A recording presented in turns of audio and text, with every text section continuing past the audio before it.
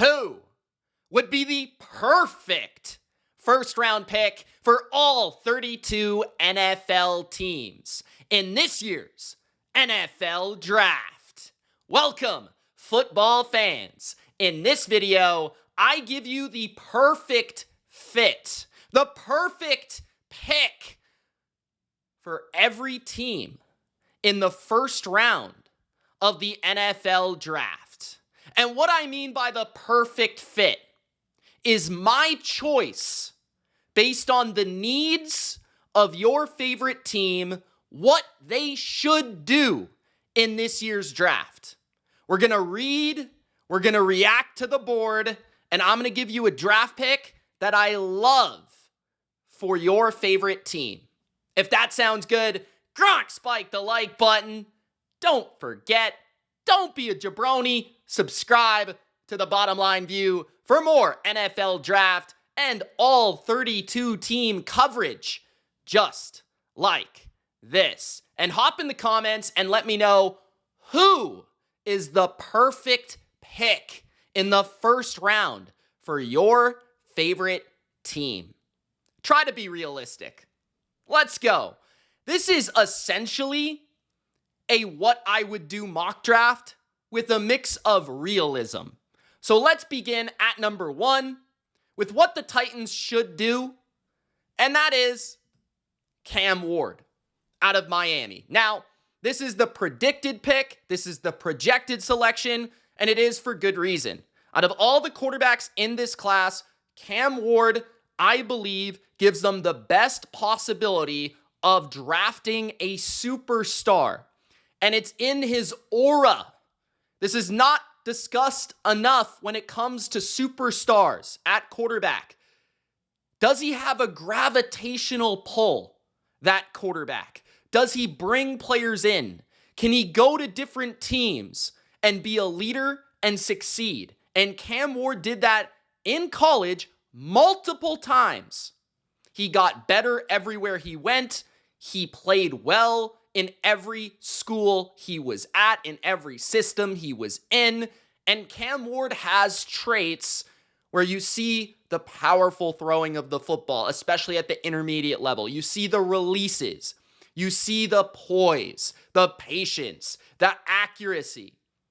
You see Cam Ward maybe be a little bit too nonchalant, but that's what makes him a leader. So, at number 1, Cam Ward, that is the right pick. At number 2, the Cleveland Browns' perfect pick is Travis Hunter.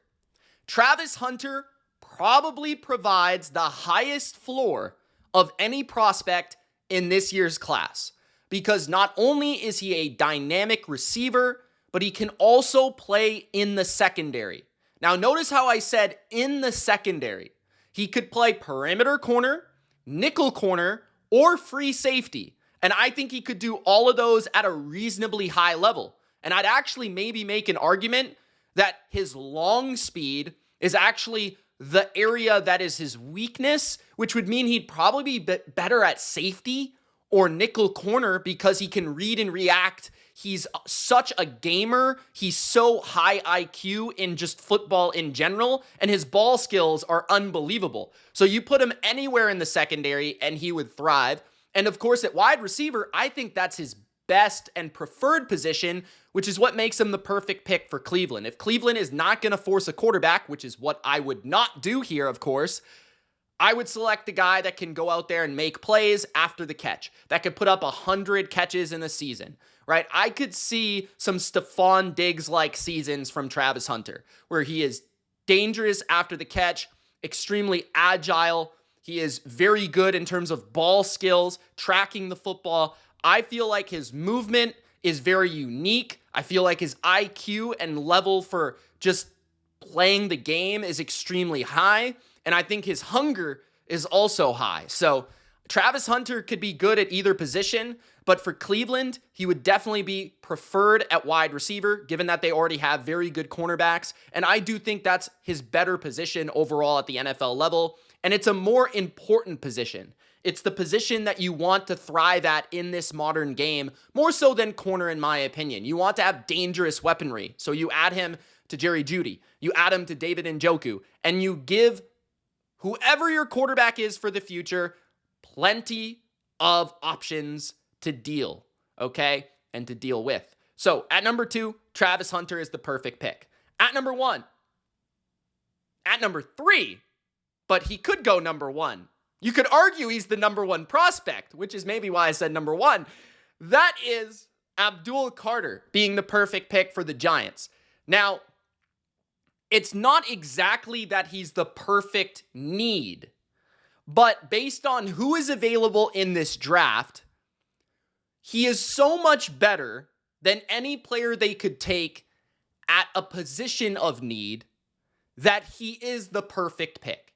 And I would make an argument that rushing the quarterback and having a dangerous pass rush is not only extremely essential to being a successful NFL team, but it's also successful for the Giants. When you look back at the history of the G-Men, they have always been led more so by defense than offense. They've always been known for their ability to have a plethora of pass rushers.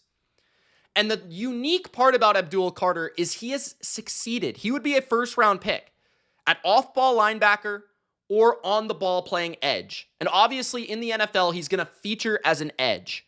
But for this season, you can move him around. Like, let's say Kayvon Thibodeau is still going to be in the rotation. You can move Carter around. You can move him to the off-ball position on occasion. Have him rush from there. Use him as a chess piece. He brings a dynamic. He brings a explosiveness that few athletes at this position offer. He's Micah Parsons. He's Von Miller-esque. This is the type of player we're talking about here. He is a game-changing defender. So that you draft every single time. So at number 3, the perfect pick for the G-Men is Carter. At number 4, I struggled with this one as a Patriots fan. I personally believe at the end of the day that the perfect pick and the perfect Mike Vrabel pick is Will Campbell. And I sat and I thought about it because I thought about T-Mac because I like him quite a bit. And I also feel like wide receiver is still a significant need, even if they did sign Stephon Diggs, okay? But Will Campbell, he is also, kind of a generational mover. Like, if you look at his agility scores, his fitness, like in terms of that athleticism to move horizontally, laterally, as well as just speed, all that sort of stuff. Like, you don't find those scores in a tackle too often, like the combination of all those things. So that obviously transfers to the running game very successfully. His tape is not perfect for a left tackle prospect, but it's quite good. And he did succeed in basically the hardest conference against the toughest opponents that you possibly could at left tackle. He has plenty of experience at left tackle. The Patriots' need at left tackle is drastic, right? It's borderline catastrophic if they do not fix it. And so that need being so pressing for the Patriots, in combination with this guy having a swagger at tackle, kind of similar to like a Taylor Lewan of the Tennessee Titans with Mike Vrabel, bringing a toughness, bringing a leadership, bringing a grit, as well as that athleticism that he features to this team and this offense is kind of needed, right? There are a little bit of questions with T-Mac in terms of, he said he doesn't watch film. He's not in love with football. That doesn't sound like a Mike Vrabel guy as much as Will Campbell does. And obviously, offensive line of scrimmage play is going to be an importance for this team under this regime. So at number 4, I went with Will Campbell as the perfect pick, given the need, and the player type and the personality is also an importance here. At number 5, Mason Graham to Jacksonville. There's a reason that this is commonly mocked, because defensive tackle right now is a drastic need for Jacksonville. And when you can add a Mason Graham type of player to Josh Hines Allen and Trayvon Walker, you go ahead and you do it, right? You add that quickness, that disruption to this defensive line. And all of a sudden, at least now you have one side of the line of scrimmage where you're going to be above average. You're going to be something to mess with on a weekly basis. You're going to have multiple chess pieces and one-on-one mismatches against opposing offensive lines. You give your terrible defense from last year a shot, a fight, right? So Mason Graham, in my opinion, is not perfect in terms of the measurables, but his tape is really solid. And I do think that he can still grow as a pass rusher. And I do think that his motor and that energy and that archetype of player, we've seen this new regime in Jacksonville really covet with LA. So I think Mason Graham is a great player for Liam Cohen to begin with at number 5. At number 6, I do think Ashton Jeanty is the perfect pick because Ashton Jeanty is honestly a can't-miss player. He is unbelievable in terms of breaking tackles. His balance is ludicrous. It's borderline unimaginable. Like, I have not seen a player break so many tackles effortlessly, like players are bouncing off him like a pinball. I mean, it's just ridiculous. So the Raiders would add a player that can create on his own, that can create dynamic plays for an offense that does need some explosiveness. On top of that, the Raiders want to be known for physicality. They want to be known for the ability to stay balanced and run the football, even though they did bring in Geno Smith. And I do think that they need a player that is a superstar that can be the face of the team. And I do think in Vegas, that's really important to bring fans to that location and to get people excited about this team. I think Ashton Jeanty can do that. And I think you could add Ashton Jeanty to Brock Bowers to have arguably the best tight end running back combination for the next 5 years in the NFL. So that would be pretty fun in its own right. And you get a player right now who can succeed and perform right away for an older coach and an older quarterback. So Ashton Jeanty makes a lot of sense at arguably the weakest running back room in football. It's in the conversation. At number 7, the perfect pick is Armand Membu for the New York Jets. Now, I did think about Tyler Warren, but not very long. I feel like when you combine Aaron Glenn, you combine the Detroit personality, the Detroit infrastructure, what they're looking to be, what they're looking to become, this new Jets regime, they all start with that physicality. It starts with the line of scrimmage. Everything about what the Lions did well was about the offensive line. If you really have to look at it from one perspective, it's about the offensive line. That's why Ben Johnson, when he went to Chicago, has made all these drastic and aggressive moves to bring in guys like Joe Thuney, Drew Dahlman, and Jonah Jackson. This is not Chicago, but this is the same coaches with the same beliefs, right? These guys come from Detroit, and everything began with strengthening that offensive line. And that's what I think the Jets want to do.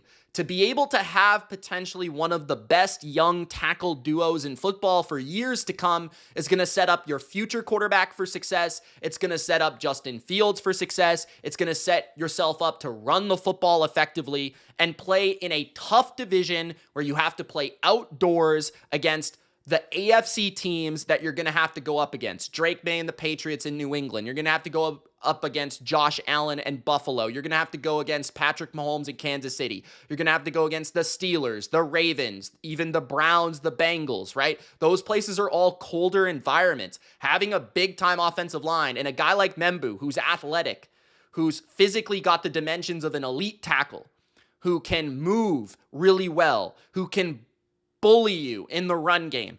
Those are all traits that I think this regime is looking to build upon. So it feels like a perfect pick for the Jets at number 7. At number 8, Mike Green would be my perfect fit for the Carolina Panthers. Now, a lot of people would put Jalen Walker here. I am a little lower on him, and we'll describe that when we get to him.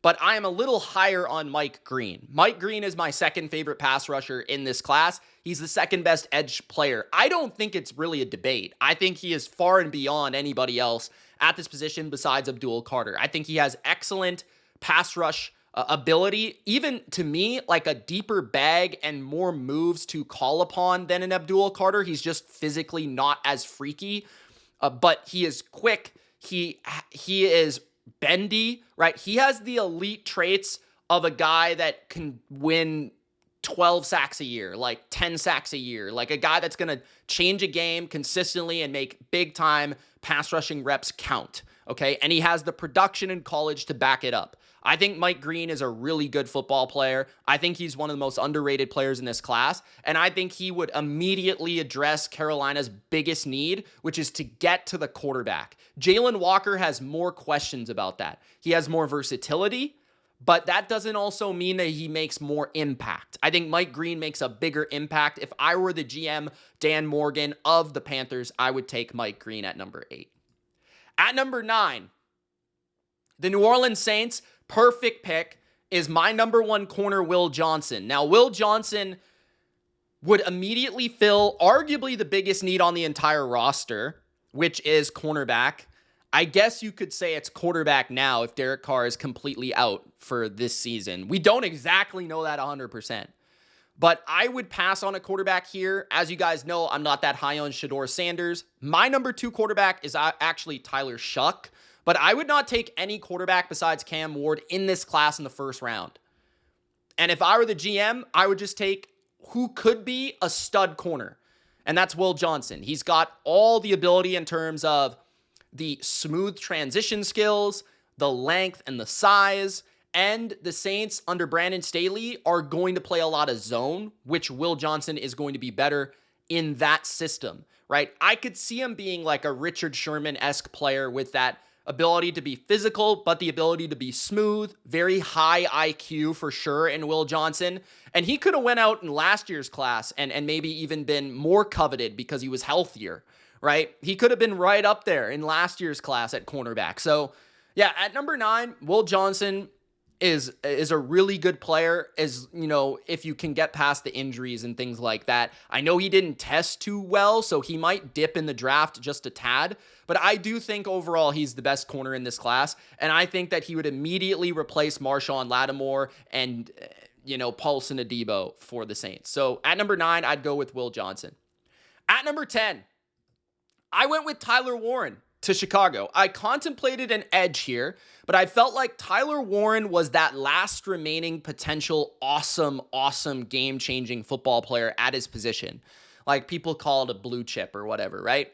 He might be a blue chip. I mean, he's close, but he's in that discussion in that top. A lot of people have him in the top 10 prospects in this class. And that's where I think he belongs. Like you want to take a player that in this offense can bring a yak dimension that I think they're somewhat missing, right? DJ Moore does provide it, but I feel like you need another guy to create that. Rome Odunze is not that type of player, and I feel like you can scheme some things up for Tyler Warren, and he's just an absolute animal with the ball in his hands. He's also incredibly versatile, and giving a player like this to a mind like Ben Johnson would be a lot of fun to watch, like the ability to use him in line, in the slot, at fullback, potentially, like lining him up everywhere in the backfield, like doing a bunch of different things with him. He also brings like a Chicago nasty and fight that I think they need.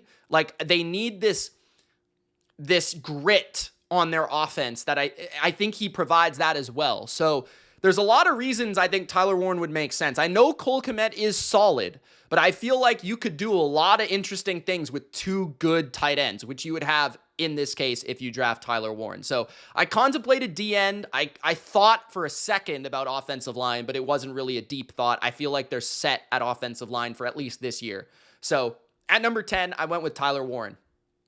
At number 11, I'm going with Kenneth Grant for the San Francisco 49ers. I haven't seen this commonly mocked, but based on who's on the board, I mean, ideally Mike Green would be sitting here for the Niners. That would be a home run pick, in my opinion.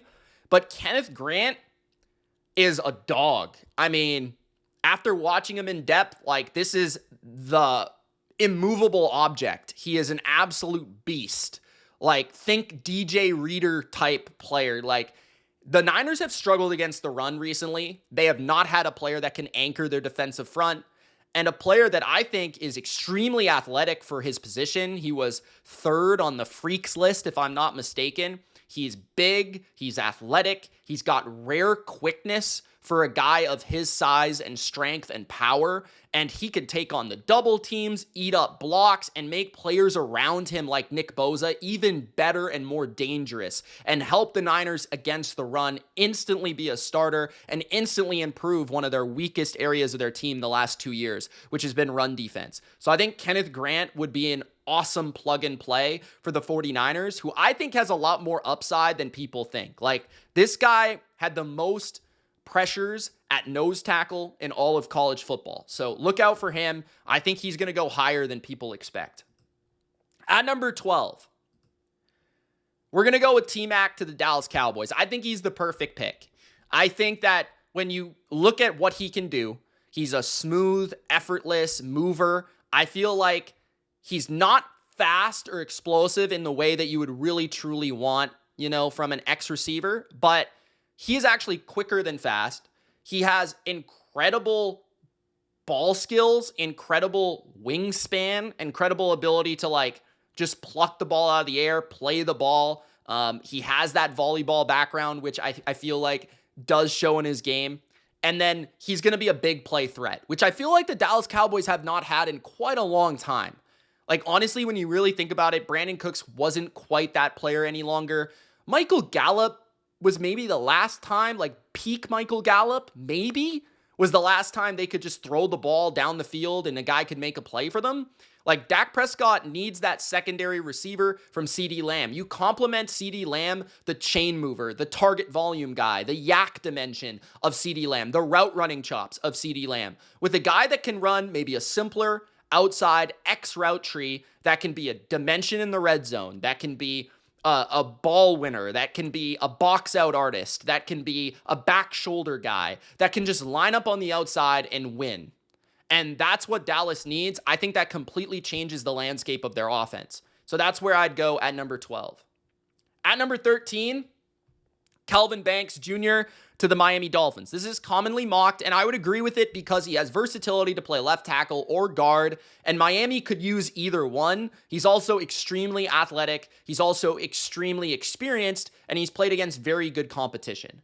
Now, I don't think Banks is a perfect prospect or close to some of the guys we've already discussed, but he is a solid one, and I feel like for a team that so desperately needs to improve their offensive line, this should be a good, solid player that fits in terms of his movement inside the Miami offense. They love to pull players. They love to run to the outside. This guy fits that very, very well. So at number 13, Kelvin Banks.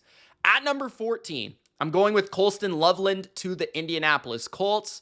I think tight end is arguably their biggest need, if not their biggest need. I think adding another player, it would almost complete their receiving room and their offensive skill personnel for years to come when you're thinking about this room. I mean, Colston Loveland also has dynamic, route running and movement ability for a tight end. He's also very, very good as a blocker. I think he's very underrated in that regard. He can play in line effectively like Dallas Goedert did for Shane Steichen in Philadelphia. So I could see him immediately contributing as a run play player, an every down player at tight end, a dynamic chess piece that you can move around and do a lot of different things with. So yeah, Colston Loveland, I think he's ultimately a top 20 player, and I think he goes to the Colts. But he might not go to the Colts because Tyler Warren might be there. But in terms of the perfect picks of the guys that are available, and you could make an argument that Loveland might actually be a better fit than Warren. I don't know. That's just my opinion. At number 15, James Pierce Jr. would be my pick and my perfect pick for the Atlanta Falcons. James Pierce actually kind of does have some Leonard Floyd a little bit, to him, but I do feel like Leonard Floyd's there in Atlanta now. Pierce popped on film to me. He's my third favorite edge rusher in this draft class. I love how he moves. I think he is a absolute elite, athlete. Horizontally, the way he moves, he drops in coverage, on his tape, and he's very effortless. I feel like he slithers against the run game and slips through blocks extremely effectively. He uses his quickness. He's got a deep bag of pass rush moves as well. I feel like sometimes he maybe goes too much for the finesse and the speed rush, but I think he's got a very good jump off the ball. He really impressed me. I really like him. I'm a little concerned about the off the field stuff, I guess, but I'm not really too familiar with everything there, and I'm not too familiar with how that hurt his draft stock, so maybe he will be a steal. But I'm just looking at the prospects for what they are, and I feel like Pierce is a guy that could play like that 3-4 outside linebacker type of role that Raheem Morris is kind of looking for, because he's got that versatile dimension to his game. But he's also good against the run, penetrates well in that way. And he's a very effective pass rusher who has plenty of production to back it up. And yeah, I think he can win a lot with his quickness and he's not the most bendy guy, but he's very good with his hands and he's very quick. So at number 15, James Pierce to the Falcons. They need an edge rusher so bad, it's ridiculous.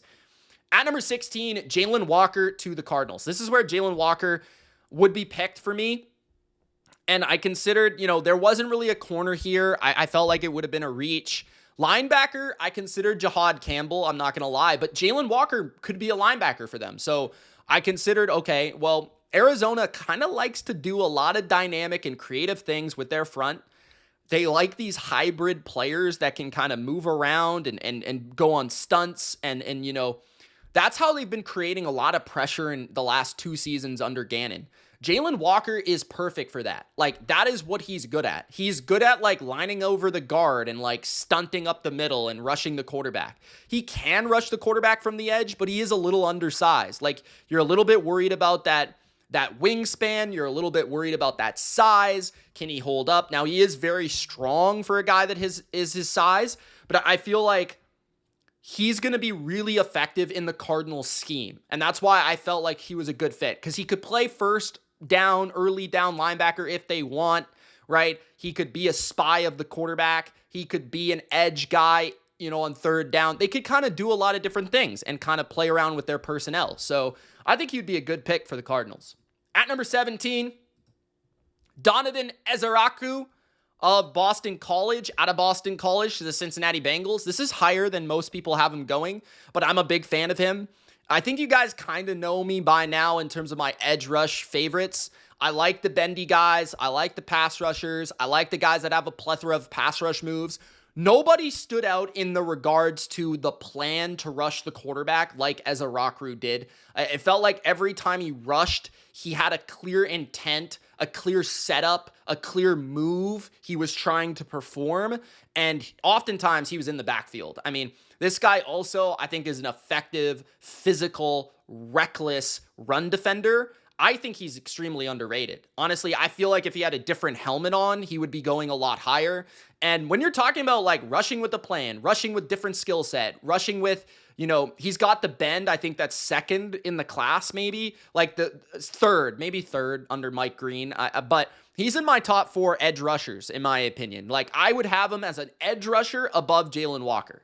Like, I think he is a really good football player that I think is probably going to get underdrafted. I think you could immediately plug him on the other side of Trey Hendrickson, and he would feast as that secondary rusher, never getting chipped, never getting doubled, and he's going to clearly be able to go right away for a team that kind of needs defense now, like a guy that can help them now, and he is ready. So, yeah, I don't think he's perfect in terms of his size and all that sort of stuff, but I think that his skill is off the charts. So that's why I have Donovan Ezaraku to the Bengals. I probably butchered that. At number 18, no, Jalen, we already talked about you. What? We already talked about you, man. At number 18, Gray Zabel to the Seattle Seahawks. This is commonly mocked, but I think it's for a reason. Seattle has the worst interior offensive line in all of football on paper. They need a guard, they need a center. So why not a guy that could play either? And then you can find your best 5. Zabel also has that movement skill that I feel like is coveted in the zone-based system of Kubiak. And it's really that simple. I think he's a plug-and-play starter at guard or center, probably center more so than guard. And I think that would make Seattle a lot better. I mean, think about Sam Darnold with pressure or no pressure. He's a top 10 quarterback in football with no pressure around him. But with pressure on him, he's a bottom 10 quarterback. Like, he's drastic in terms of his splits. So you need offensive line protection, especially up the middle where Sam Darnold was seeing ghosts last year. So I think Zabel would help the run game in terms of his athleticism, fit the zone scheme that regard, and then also have the versatility to fit anywhere that they want him to play. At number 19, Jahad Campbell to be the future Levante David in Tampa Bay. I think Campbell, he's the best linebacker in this class. He is a linebacker to me. I know that he did play some snaps on the edge, but I don't think they were overly effective. I felt like he was better off the ball. He's got really good instincts, really good physical dimension to him, and I think he's really good in coverage. Very smart, very good spatial understanding, and I feel like that's the player that the Bucs need. They need to improve their middle of the field defense. And then you can have Levante David tutor this kid for the next year or two, or however long Levante David is going to play, and then have him take over as that Todd Bowles linebacker, right? So you'd have an awesome combo here for the next 1 or 2 years, and then move forward and also improve a huge position of need, or a huge area of need, which is middle of the field defense. So at number 19, Jahad Campbell. At number 20, Amarian Hampton out of North Carolina, the running back to the Denver Broncos. Now, Hampton did not wow me on tape. I mean, some people are making the comparison that he is like Jahmyr Gibbs to Bijan Robinson in this class, when saying Ashton Jeanty is Bijan Robinson. I didn't quite see that, but I saw a very complete running back that I feel like can play on all 3 downs, can carry the load, can catch the football, that has good burst, good size, good power, very good at everything, really. Like, doesn't have really a weakness to his game, looks like an ideal running back, like a Joe Mixon look to him. But yeah, like explosive. I think he would be exactly what the Broncos are missing. They are missing a reliable running back that can play on all 3 downs, that can do everything, that they can feature in the screen game, that they can get in space and he can be explosive, right? Like, can fit in any system. Like, I feel like Hampton is just that type of player for Sean Payton, where it felt like last year when they really wanted to run the ball, they couldn't because they didn't have the running back that they could give the ball to. And I think that's their biggest need beyond receiver. Like, I think it's beyond receiver, not just like receiver is above it. I think it's beyond receiver. Like, I think running back, a guy that they can give the ball to in the fourth quarter, a guy that can plug and just like get the ball 20 times in a game, that's a player they need. So Hampton at number 20 makes a lot of sense. At number 21, I think the perfect pick for Pittsburgh, don't say that 10 times fast, is Derek Harmon out of Oregon, who led the nation in pressures at defensive tackle and almost actually looks like Cameron Hayward. It's kind of scary. But yeah, this guy could be that third interior lineman for them immediately, maybe even second by the end of the season. And I feel like he would be their long-term solution for Cam Hayward eventually hanging it up.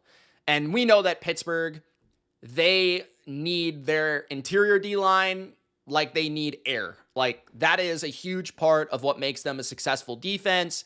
And that's been a part of their identity ever since the 70s with Mean Joe Green, right? Having a big-time defensive tackle is a big deal. So Harmon, I think, very athletic, very good pass rusher.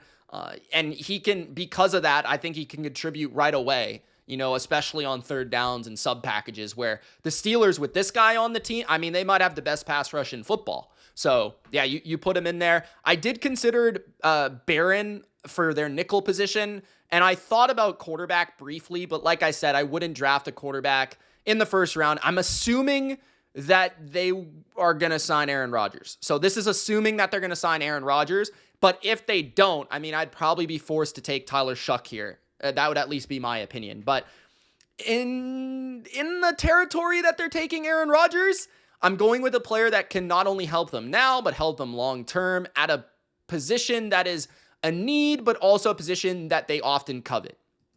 At number 22, Matthew Golden, wide receiver out of Texas to the Los Angeles Chargers. I think the biggest need on the Chargers is still a playmaker, wide receiver specifically. I think Herbert needs another guy that can run routes, that can separate, and that has speed. And I understand that Golden is not exactly a perfect X receiver, but he can play everywhere, outside, inside. He's got really good route running ability, kind of like Lad McConkey.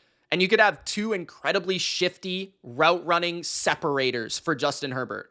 So now, good luck defenses playing man coverage on a regular basis, right? When you only have one guy that can do that, separate and make plays, without the ball to get the ball, that's when teams can play a lot of man on you, like the Texans did in the playoffs.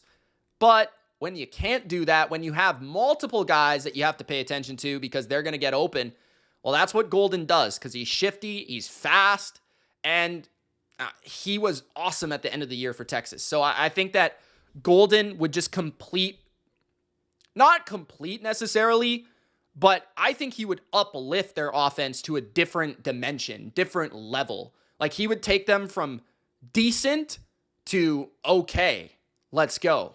So at number 22, Golden.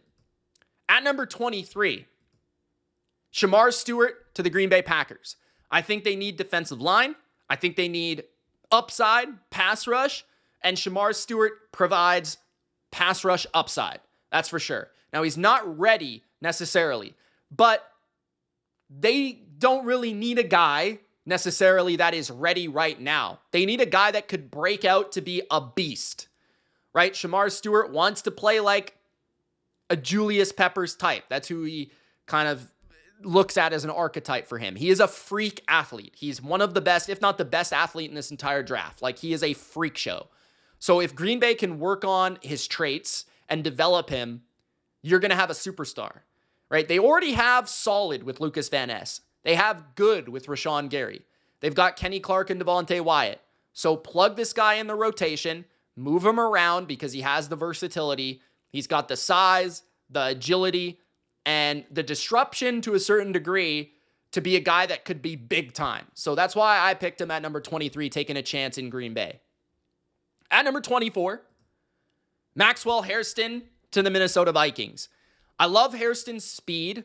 I love the fact that he can line up outside and play man or zone. I love his break on the football. And I think that he would be a Brian Flores corner that he could put on an island in man coverage, and he could ask him to cover number one receivers because he's rarely going to get beat by speed. He's rarely going to get beat down the field. And the number one thing the Vikings were missing at corner last year was speed. They were so slow, which caused them to play so much zone coverage, right?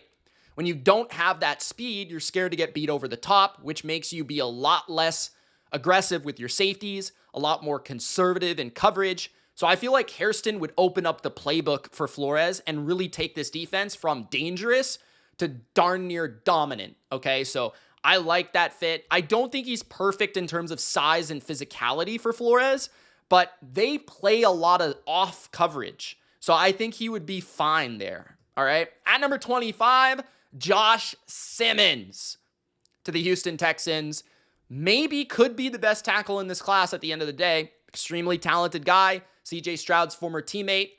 Comfort there, and then they need tackle long-term at the very least, right? Cam Robinson's on a 1-year deal.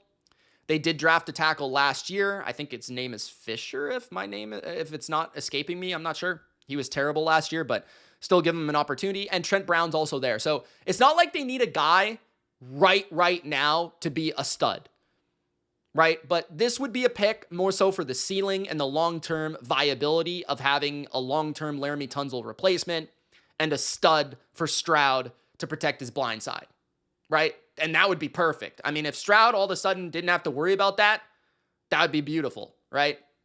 And a cost-effective one as well.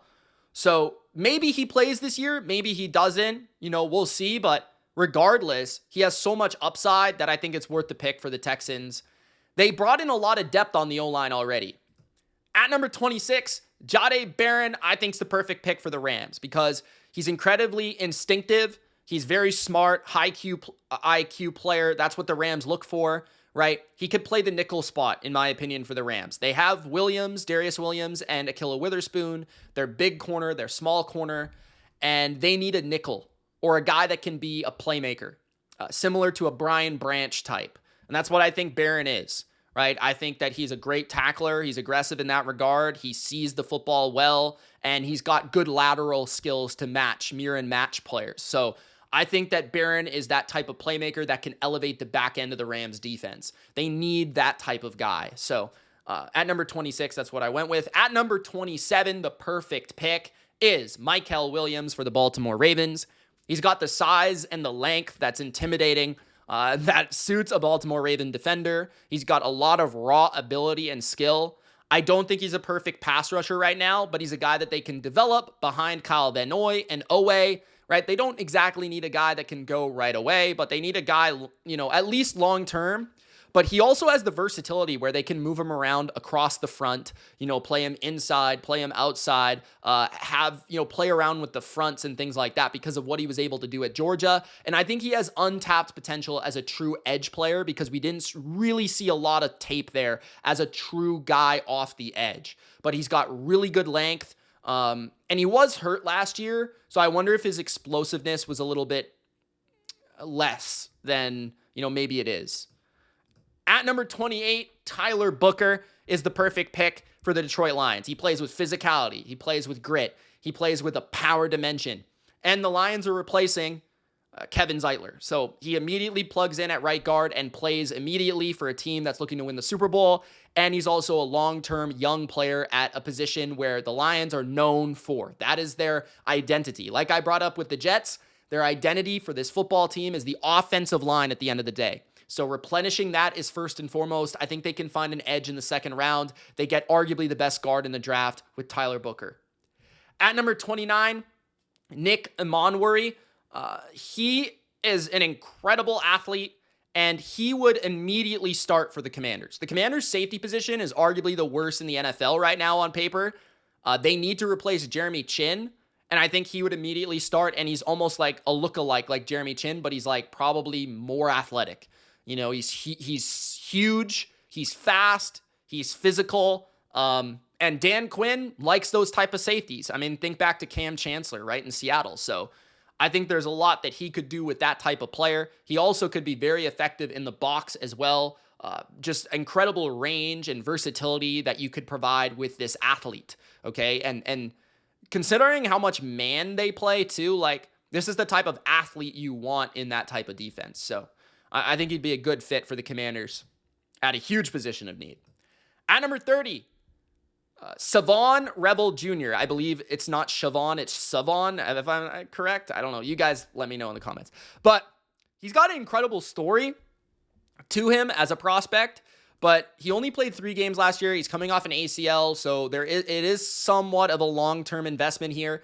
But I feel like corner is by far the biggest need for Buffalo. They probably will end up signing someone that's still a free agent like Asante Samuel or Stephon Gilmore or somebody that's still available for the short term. They did sign Dane Jackson, but I think long term, Revel could be a stud for them. He kind of does give you some Christian Benford vibes with his size. He is a big corner. He moves well for that size. I think he ran like a 4.4, or he can run at a 4.4 level. And he was pretty dominant, against his competition in college. He's also got, I think, maybe the weaknesses of his game are the weaknesses that are masked by the Bills. Because they do typically play a lot more cover 3 and zone and things like that. And Rebel is maybe a little bit more tight-hipped than some of the top corners, but he does move, in terms of his break on the football, like Tre'Davious White-ish, right? So that's what they look for in those type of guys, the big, long corners that have speed, that can run with you down the field, and that can break downhill. And that's what I think he is at number 30. At number 31, Donovan Jackson to the Chiefs. Now, a lot of people are giving them a tackle, but I feel like guard is actually the position that they're missing most. Currently, they have their tackle that they played last year, or they picked last year, as their starting guard. And I don't think he's a guard. So if they like Jalen Moore at tackle, Donovan Jackson could immediately replace Joe Thuney at left guard. He also has left tackle versatility because he played tackle at Ohio State, right? Because Simmons got hurt. So Jackson is a beast, physical, right? He's going to help their run game. And think about the Chiefs the last few years. Like, I think the most underrated reason they have won so much is they have had the best interior three in football on the offensive line. Like, they have had arguably the best center in Creed Humphrey. They've had one of the best right guards in Trey Smith and probably the best left guard in Joe Thuney, right? So that is a huge reason for their success. I think Andy Reid recognized that, and I think they get one of the better guys that's got versatility and has got power to his game at number 31. That's also a big part of their running game, is that pushing people off the ball.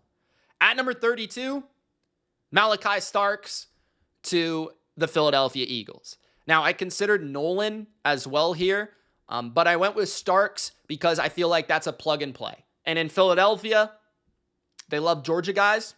Also, they need plug and plays because they're the defending champs. They're looking to repeat. So Nolan would be in a deep rotation, while Starks would immediately be their free safety. He would immediately replace CJ Gardner-Johnson, right? And with less attitude, but equal awareness, ball skills, and the ability to just see the game at a high level. Just, I think Vic Fangio would love that. Love that type of player. Could understand all his coverages, do all that sort of stuff. Deep area of the field, which is what Fangio covets. I think he's a perfect fit for them. And he even goes to the same school that all their other players go to. So, at number 32, Malachi Starks to the Eagles. That is the perfect pick for every NFL team in the first round. If you enjoyed this video, spike the like button. Don't forget to subscribe. Don't be a jabroni. Peace.